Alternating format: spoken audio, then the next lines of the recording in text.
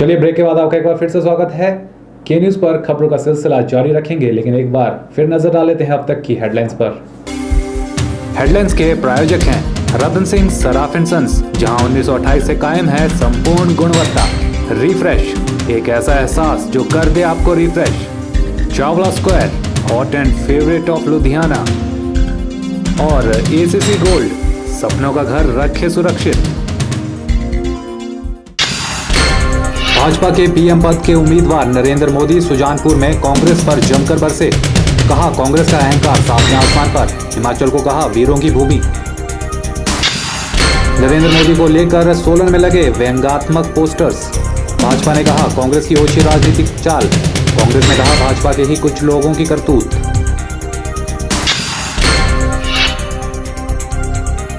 Solan bypass road पर चलती गाड़ी में लगी आग, बाल बचा गाड़ी का चालक। और 2 दिनों से जारी बर्फबारी और शीतलहर ने चंबा जिला को किया पूरी तरह से जाम। भरमौर, होली, पांगी और डलहौजी में 2 से 3 फुट तक का हुआ हिमपात। केंद्रीय संस्कृति मंत्री चंद्रेश कुमारी ने पालमपुर में कृषि विश्वविद्यालय में 6 करोड़ की लागत से बनने वाले विज्ञान उप केंद्र के भवन की आधारशिला रखी। इस मौके पर संबोधित करते हुए चंद्रेश कुमारी ने कहा कि बेशक इस केंद्र के निर्माण में 50% केंद्र तथा 50% स्थानीय प्रदेश सरकार का खर्च आता है, लेकिन उन्होंने इस केंद्र में सारा खर्च करने का प्रावधान केंद्र से करवा लिया है। उपस्थित अन्य गणमान्य व्यक्ति, रविवार के दिन केंद्रीय संस्कृति मंत्री चंद्रेश कुमारी ने पालमपुर में कृषि विश्वविद्यालय में 6 करोड़ की लागत से बनने वाले विज्ञान उप केंद्र के भवन की आधारशिला रखी। इससे पहले यहां पहुंचने पर लोगों ने उनका जोरदार स्वागत किया।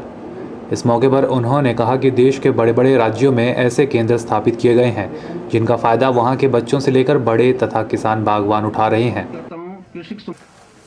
जब ये साइंस सेंटर्स बनते हैं तो केंद्र सरकार का 50% हिस्सा होता है, 50% स्टेट सरकार का होता है। तो मुझे तो पता है कि अभी कुछ ही दिन पहले मुख्यमंत्री जी ने फिर से बीजेपी से अपनी सरकार बनाई कांग्रेस की, और बीजेपी की सरकार खजाना खाली छोड़ के चली गई। तो मैं ये बोझ नहीं डालना चाहती थी हमारे मुख्यमंत्री पे। तो मैंने रोतेला जी से कहा कि किसी तरीके से ये पूरा का पूरा इसका खर्चा केंद्र सरकार उठाए। तब ये विज्ञान किस तरह से शुरू हुआ, किस तरह से जब से लोगों ने जन्म लिया, किस तरह से आगे बढ़ा है, इसके बारे में सारी कुछ जानकारी देते हैं। और आज विज्ञान और तकनीकी के बिना देश नहीं चल सकता। तो इसीलिए विज्ञान और तकनीकी की बहुत जरूरत है।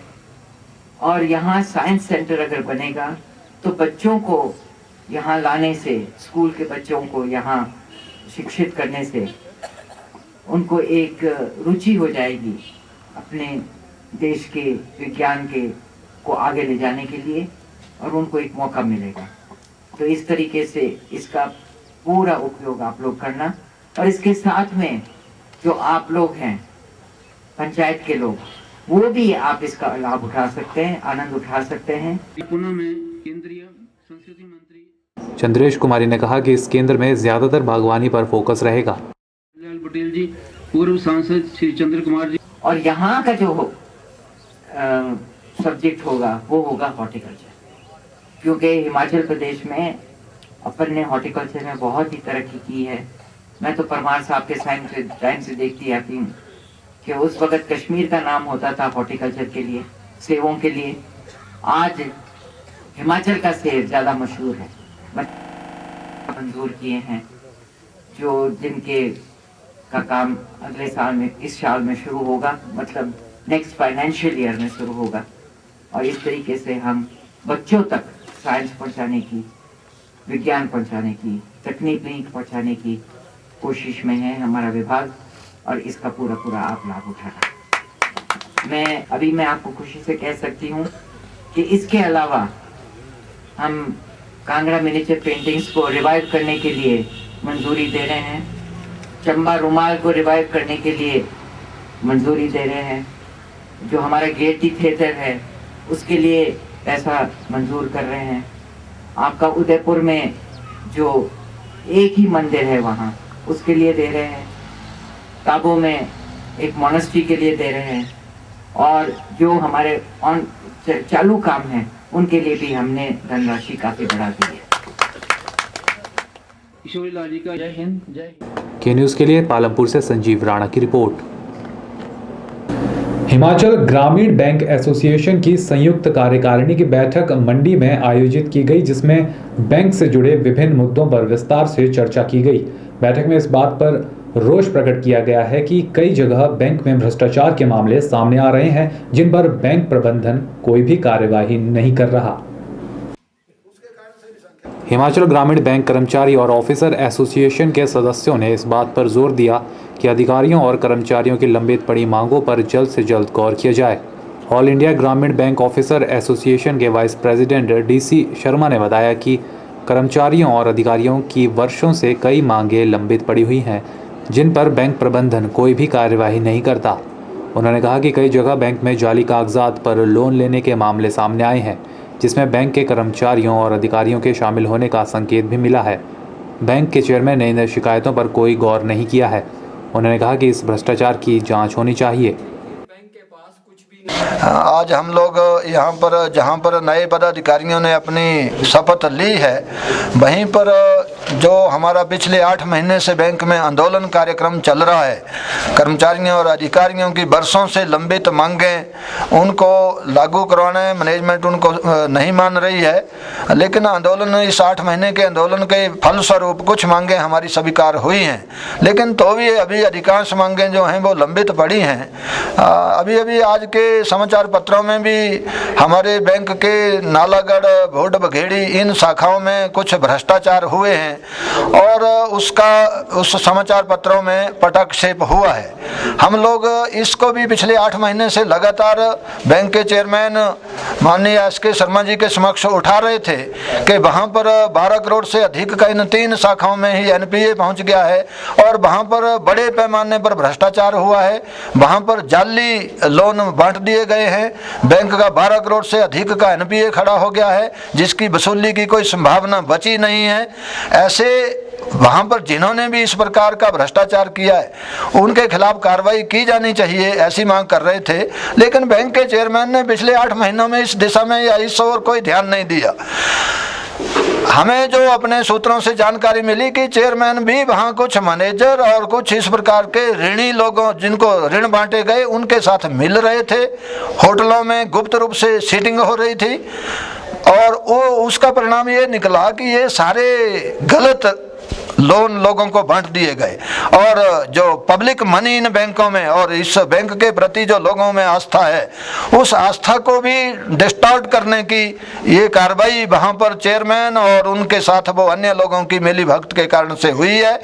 हमारी प्रदेश के विजिलेंस डिपार्टमेंट से, बैंक के, पंजाब नेशनल बैंक के दिल्ली में जो सतर्कता विभाग विजिलेंस चीफ विजिलेंस ऑफिसर रहते हैं और सीबीओ ऑफिस वहाँ काम करता है, तो इन सब से हमारी ये मांग है। और हम इस विषय को पंजाब नेशनल बैंक के मुख्य कार्यालय दिल्ली में सीबीओ के समक्ष आगे उठाने का भी आगे काम करेंगे कि इन सारी चीज़ों की थोरो जांच होनी चाहिए, और चेयरमैन की इन सारे भ्रष्टाचार में जो उनकी सहभागिता हमको नजर आती है, वो उसका पूरी जांच किए जाने के बाद वो दोषी लोगों को सजा दी जानी चाहिए। कैमरा पर्सन लोकेश के साथ ब्यूरो रिपोर्ट।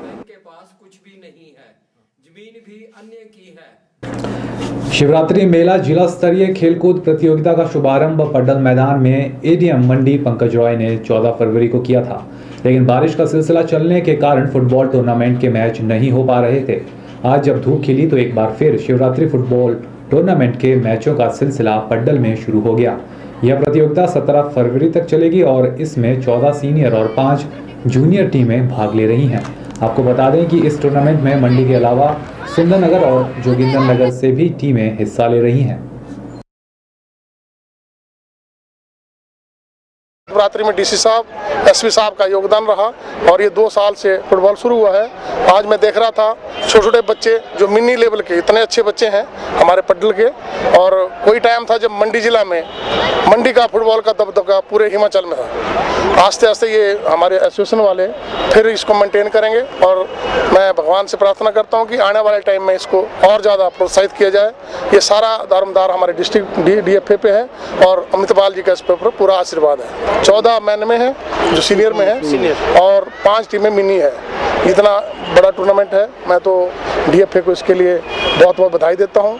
इतनी टीमें हमारे पास स्टेट में भी नहीं होती जितनी उन्हें जिले में इकट्ठी कर दी हैं। और कुछ टीमें जोगिंद्रनगर से हैं जिनका रहने का खाने का कैसे ये कर रहे हैं पता नहीं।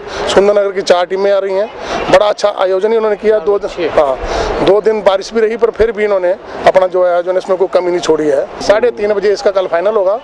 हमारे जो OST हैं और DFA मंडी हिमाचल फुटबॉल एसोसिएशन के प्रधान हैं अमित पॉल जी, वो कल इसकी क्लोजिंग करेंगे 3:30 बजे। चलिए तो के न्यूज़ में वक्त हो चला एक छोटे से ब्रेक का। मंडी और हिमाचल की ताज़ा तरीन खबरों को जानने के लिए देखते रहिए के न्यूज़। सचदेवा कॉलेज मंडी हिमाचल प्रदेश का नंबर 1 कोचिंग संस्थान है, जहां मुख्यतः मेडिकल और इंजीनियरिंग की coaching AIPMT, AIIMS, BSc nursing, pharmacy, IIT, JEE व पैट की प्रतियोगी परीक्षाओं की तैयारी उच्च शिक्षा प्राप्त व अनुभवी शिक्षकों द्वारा कराई जाती है।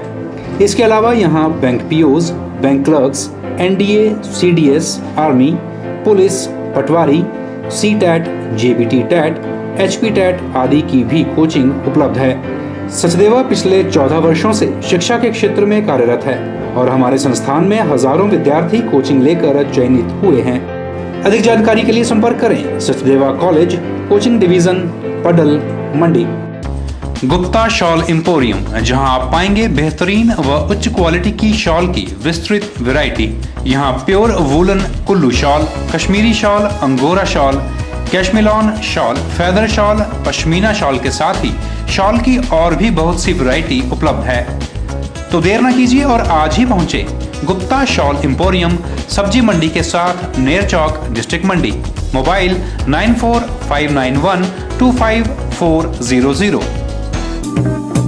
अब चला गया लकड़ी के दरवाजे और खिड़कियों का रिवाज, जब उपलब्ध हैं एल्युमिनियम फैब्रिकेशन से जुड़े experts MS Singh aluminium and stainless steel fabrication, जो आधुनिक तकनीकों का इस्तेमाल कर बनाते हैं aluminium doors, window, office chamber, steel railing, बॉल्स्टर railing, grill व गेट आदि। साथ ही यहाँ उपलब्ध हैं ग्राइंडर मशीन, ड्रिल मशीन और आधुनिक स्टील और एल्युमिनियम कटर। तो आज ही पहुंचे MS Singh aluminium and stainless steel fabrication, 124/12 Ramnagar, Namdhari gurdwara के नजदीक, मंडी। श्री हरिहर अस्पताल एवं रिसर्च सेंटर गुटकर मंडी में अब आप पा सकते हैं विभिन्न प्रकार के रोगों का इलाज। यहाँ मौजूद हैं डॉक्टर प्रमोद सिन्हा, जो करते हैं हृदय, मधुमेह, माइग्रेन, सिर दर्द, दमे इत्यादि सभी प्रकार की बीमारियों का सफल इलाज।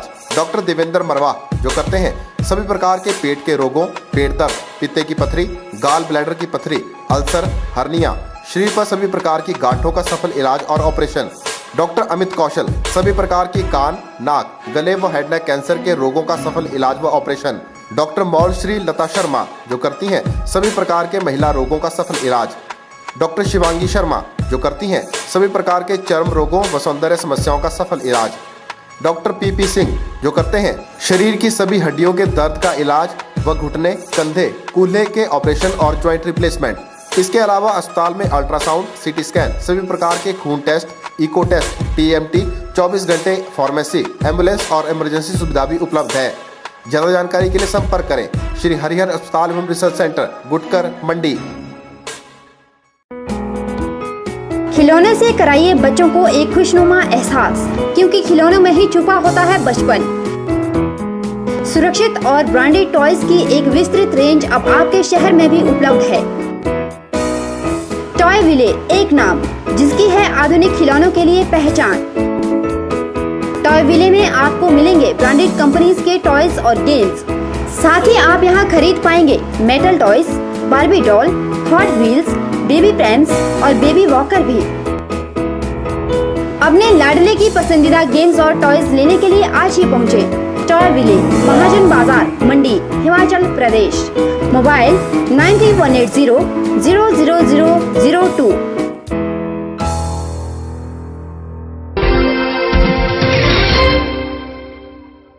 चलिए अगली खबर सुंदरनगर से। सुंदरनगर में सत्य साई सेवा समिति सुंदरनगर द्वारा एक नेत्र चिकित्सा शिविर लगाया गया, जिसमें नेत्र विशेषज्ञों डॉक्टरों द्वारा लोगों की आंखों का निःशुल्क चेकअप किया गया। इस मौके पर बीएसएल प्रोजेक्ट बीबीएमबी सुंदरनगर के चीफ इंजीनियर एसके शर्मा बतौर मुख्य अतिथि शामिल हुए। इस कैंप में अपनी आंखों का चेकअप करवाने के लिए लोगों की भारी भीड़ देखने को मिली। सुंदरनगर सत्य साई सेवा समिति द्वारा लोगों के लिए फ्री आई चेकअप कैंप लगाया गया। इसमें भारी संख्या में लोगों ने अपनी आंखों की निःशुल्क जांच करवाई। हम आपको बता दें कि सत्य साई सेवा समिति द्वारा हर साल इस तरह के शिविरों का आयोजन किया जाता है और समिति द्वारा 1996 से 2014 तक ऐसे ही शिविरों के माध्यम से करीब 26,000 लोगों की आंखों की निःशुल्क जांच कर चुकी है। साथ ही 5,000 के करीब लोगों की आंखों का सफल ऑपरेशन भी किया जा चुका है।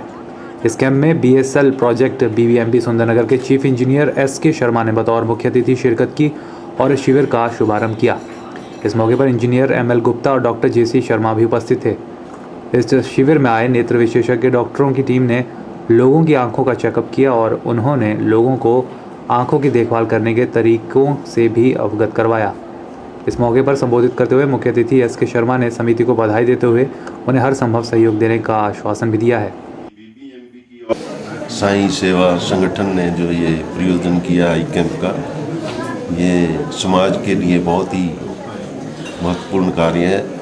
इसके लिए मैं इनका आभार व्यक्त करना चाहूँगा और आश्वासन देना चाहूँगा कि बीबीएमबी की ओर से और मेरी पर्सनल कैपेसिटी में मैं इनका पूरा सहयोग दूँ। और साईं राम से भी कि इनको शक्ति, धन सब प्रदान करें ताकि ऐसे कैंप ये हर साल लगाते हैं। इस मौके पर साईं के भक्तों द्वारा एक कार्यक्रम का भी आयोजन किया गया। के न्यूज़ के लिए सुंदरनगर से कविता की रिपोर्ट।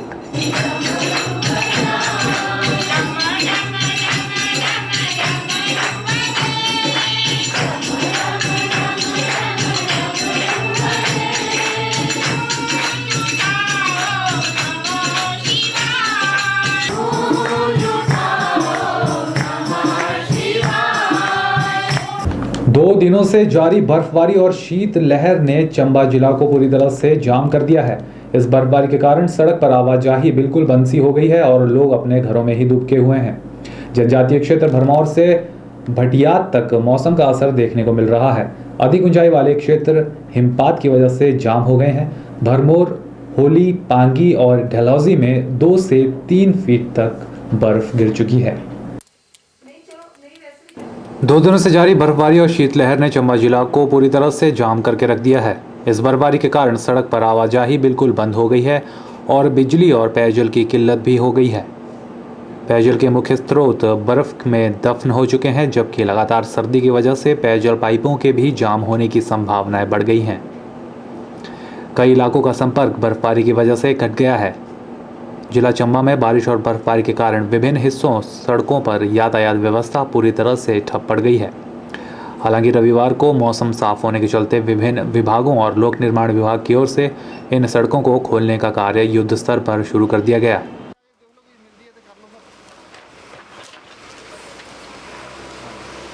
जगह जगह लाइनें टूटी हुई हैं, लगी हुई हैं। शहर की लाइटें लगभग चली हुई हैं सारी। गांव आसपास के गांव की लाइटें हम लगे हुए हैं ठीक करने में। आज शाम तक ठीक हो जाएगी। के न्यूज़ के लिए डलहौजी से बॉबी सिंह की रिपोर्ट। बुलेटिन में खबरों का सिलसिला यूं ही जारी रहेगा, लेकिन अब वक्त है छोटे से ब्रेक का। कहीं मत जाइएगा।